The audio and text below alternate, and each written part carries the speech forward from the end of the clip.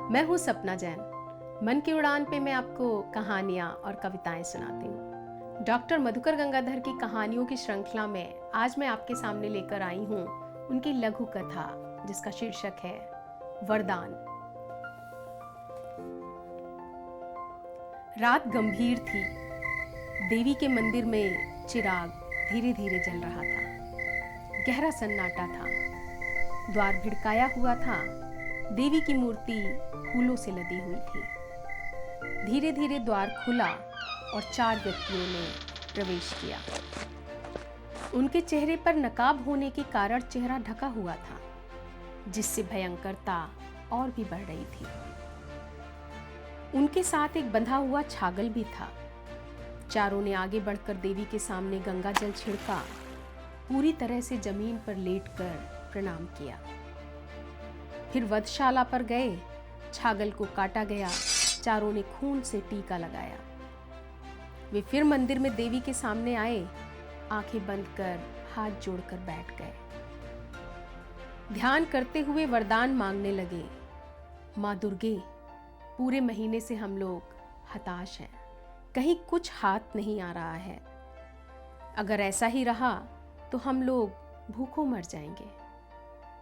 हमारे बाल बच्चों पर दया करो देवी। कम से कम एक बार गहरा हाथ मारने का अवसर दो। हम लोग तुम्हारी दया के भिखारी हैं माँ। वे लोग कुछ और भी देर तक मानसिक इच्छाओं को शब्दों में व्यक्त करते रहे। फिर थोड़ी सी विभूति लेकर ललाट पर लगाया। गमछी के छोर से वेदी के फूलों को बांधा। अपने अपने हथियारों को संभाला और मंदिर से बाहर आ गए। बाहर आकर उन्होंने विचार विमर्श किया। कुछ लोगों का मत था कि किसी बड़े घर में हाथ मारा जाए, मगर कुछ ने इसका विरोध किया। विरोध करने वालों ने कहा कि कहीं भी ऐसी जगह चला जाए जहां यात्रा बने। ऐसा ना हो कि निराश लौटना पड़े। आखिर निकट के एक गांव के एक औसत व्यक्ति का घर चुना गया। चारों वहां पहुंचे। 1-2 कुत्तों ने जोर से भौंका, मगर उन्होंने रोटी का टुकड़ा फेंका और कुत्ते चुप हो गए। उन लोगों ने इस बात को शुभ समझा। सेंध काटने लगे। आदमी जाने लायक सुराख हो गई तो उन लोगों ने कमरे में प्रवेश किया। लंबा चौड़ा कमरा था।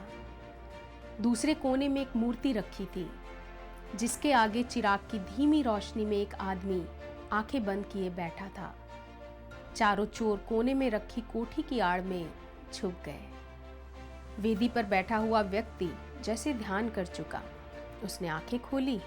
देवी को टकटकी लगाकर देखते हुए बोला, माँ जगदम्बे, चाचा की आखिरी आयु है।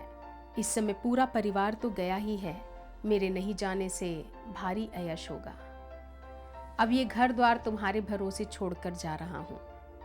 तुम तो जगत जननी हो, रक्षा करना। वो व्यक्ति धीरे धीरे उठा और बाहर से द्वार बंद कर चला गया। और मेरे कथा गुरु ने कहानी समाप्त करते हुए कहा, माँ दुर्गा को भक्तों के कारण रात में कड़ी ड्यूटी देनी पड़ती थी। इसीलिए अब वे भक्तों का घर छोड़ अपने घर जाकर रात को सोती हैं और ना तो चोर की चोरी में मदद करती हैं और न गृहस्थ को घर जोतने में।